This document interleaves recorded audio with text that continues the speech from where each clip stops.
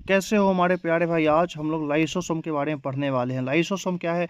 Lysosome हमारा एक cell organelles है, सेल का एक अंग है। ठीक है भाई साहब। अब आपके मन में सवाल आ रहा होगा कि जैसे ह्यूमन बॉडी है उसमें भी अंग्स हैं, जैसे फॉर एग्जांपल आँख है, नाक है, इनका यूटिलाइजेशन है। किसी का काम सुनना है, किसी का काम देखना है ना।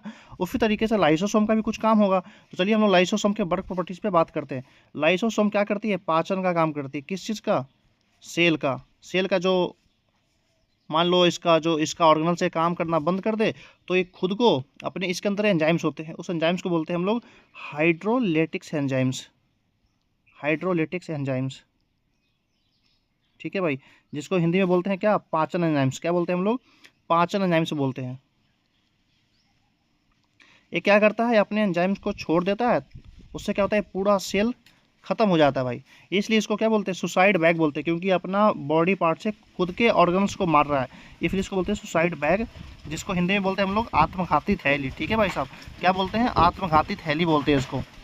ये जो इसके अंदर एंजाइम्स पाए जाते हैं, आपके मन में सवाल आ रहा होगा कि जो एंजाइम्स है भाई, जो पाचन एंजाइम्स है, ये कहीं ना कहीं तो बनता होगा। ये बनता है RER में, रफ एंडोप्लाज्मिक रेटिकुलम में। ठीक है जी।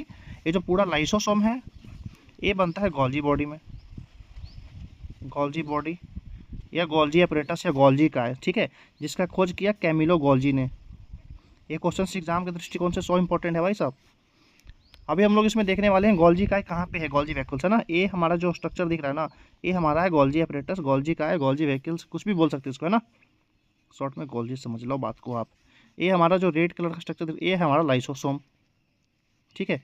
ये हमारा रफ एंडोप्लाज्मिक रेटिकुलम है, जहाँ पे क्या बन रहा है? हमारा एंजाइम्स बन रहा है। किस चीज़ का बन रहा है एंजाइम्स? लाइसोसोम का बन रहा है ना भाई। ठीक है।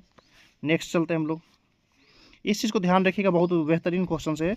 इसमें क्या होती है? सिंगल मेम्ब्रेन्स बाउंडेड एक ऑर्गेनल्स है, जिसमें क्या होती है? एक झिल्ली होती है। एग्जाम से पूछ देगा भाई, सीधा सीधा क्वेश्चन पूछेगा कि एक झिल्ली किस में होती है इसमें, तो आपको बोलना पड़ेगा लाइसोसोम में भाई साहब एक झिल्ली होती है, जिसमें क्या होती है? एंजाइम्स होती है। सिंपल, बस इतना ही है इसमें याद करने के लिए, और कुछ नहीं है।